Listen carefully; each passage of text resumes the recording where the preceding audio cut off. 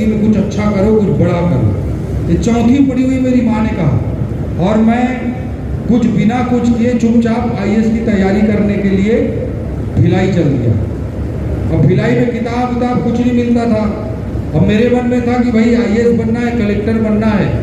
तो उसकी ट्रेनिंग कहाँ होती है, वो मैगजीन में मैं पढ़ता था, Lal Bahadur Shastri national academy of administration Mussoorie, वहाँ पे ट्रेनिंग होती है।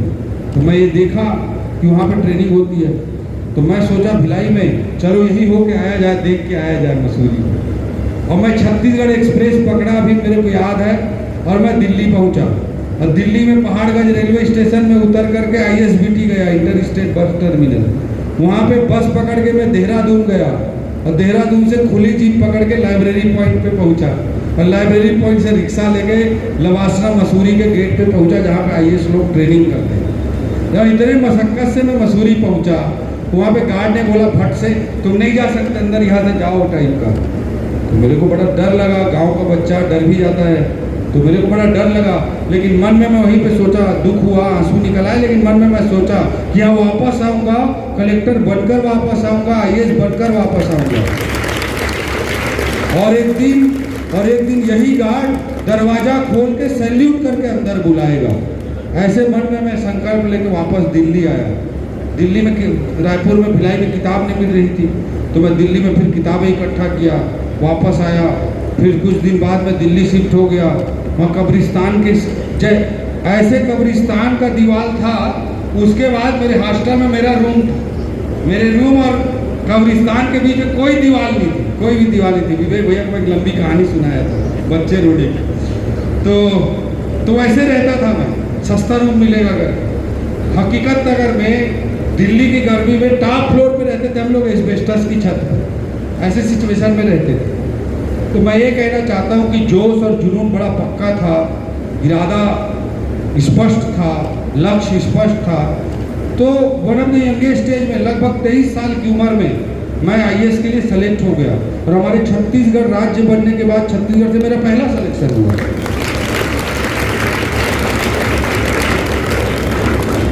उसके बाद मैं 13 साल प्रशासन में रहा, दंतेवाड़ा का कलेक्टर रहा, जांजगीर चांपा का कलेक्टर रहा, सरगुजा का सीओ रहा, जांजगीर चांपा का सीओ रहा, नगर निगम रायपुर राजधानी का म्युनिसिपल कमिश्नर रहा, और 3 साल तक राजधानी रायपुर का कलेक्टर रहा। यहीं आपके बगल के आपके जिले के बाएं गांव से निकल करके मैं रायपुर राजधानी का 3 साल तक कलेक्टर बना। ठीक है, तो ये सब कुछ हुआ। मैं अपने पूरे जिंदगी की दास्तान आपको इसलिए सुना रहा हूँ कि आपको विश्वास हो सके कि अगर ओपी चौधरी बाएं गांव से 8 साल की उम्र में पिताजी को खोने के बाद उसकी चौथी पढ़ी हुई माँ उसे 23 साल की उम्र में आईएएस बना सकती है, उसे राजधानी रायपुर के कलेक्टर तक पहुंचा सकती है, तो आप सब लोग बेटा मेरे से ज़्यादा ऊंचाई तक पहुंच सकते हो।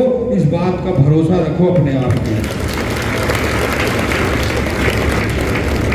जिस दिन अपने आप के अंदर भरोसा रख लोगे, दुनिया की कोई ताकत आपको आगे बढ़ने से नहीं रोक सकती। जब हम जिंदगी में सोचते हैं कि कुछ करना है, तो जब कुछ करना है तो सबसे बड़ा व्यवधान क्या आता है?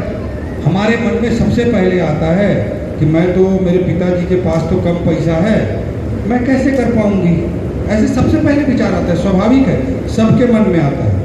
किसी के मन में आएगा कि हमारे घर में तो स्थिति ठीक नहीं है, तो मैं कैसे कर सकता हूँ। इस तरह का विचार आता है। जबकि मैं आपको कहना चाहता हूँ कि ईश्वर भगवान सबको बहुत ज़्यादा दिमाग देता है। आइंस्टीन का नाम तो सब लोग सुने हो ना? कौन कौन आइंस्टीन का नाम सुने हो? हाथ खड़े करो। आइंस्टीन का नाम कौन कौन सुने हो? बाकी लोग नहीं सुने आइंस्टीन का नाम? आइंस्टीन पिछली सदी का सबसे बड़ा वैज्ञानिक माना जाता है। हाथ नीचे कर लो। आइंस्टीन पिछली सदी का सबसे बड़ा वैज्ञानिक माना जाता है, और ये माना जाता है उसके डेथ के बाद उसके ब्रेन को, उसके मस्तिष्क को प्रिजर्व करके रखा गया, और उसका अनेक तरह की स्टडी करने के प्रयास किए गए कि न्यूरॉन्स का मूवमेंट आखिर आइंस्टीन के दिमाग में कैसे होता था, जो इतना बड़ा वैज्ञानिक बन गया था। उसके दिमाग को प्रिजर्व करके बहुत सारे अध्ययन किए गए, स्टडीज किए गए कि इसका दिमाग इतना तेज कैसे चलता है। उस आइंस्टीन ने कहा है कि भगवान के द्वारा दिए गए दिमाग का कोई भी इंसान अधिकतम 4% उपयोग कर सकता है। और मैं अपने जीवन में भगवान सबको जितना दिमाग देता है उसका 2.5% इस्तेमाल कर पाया, यह आइंस्टीन ने कहा। तो अगर भगवान के जो सबको दिमाग देता है, हम आपके खोपड़ी में जितना बुद्धि दिया है उसका 2.5% का इस्तेमाल करके कोई सदी का सबसे बड़ा वैज्ञानिक आइंस्टीन बन सकता है, तो 1%, 1.5% का इस्तेमाल करके एक कलेक्टर, एसपी, डॉक्टर, इंजीनियर, उद्योगपति, नेता, ये सब तो बन ही सकते हैं, बन सकते हो कि नहीं बन सकते? ठीक है, तो इतना बड़ा करने के लिए कोई किताब नहीं मिलती थी। रायपुर उसके बाद में गया, रायपुर में भी आईएएस की तैयारी करने की किताब नहीं मिलती थी। तो बैंक का हो, रायगढ़ का हो, भिलाई का हो, रायपुर का हो, ऐसे हालात रहते थे। इस तरह परिस्थितियां नेगेटिव थी।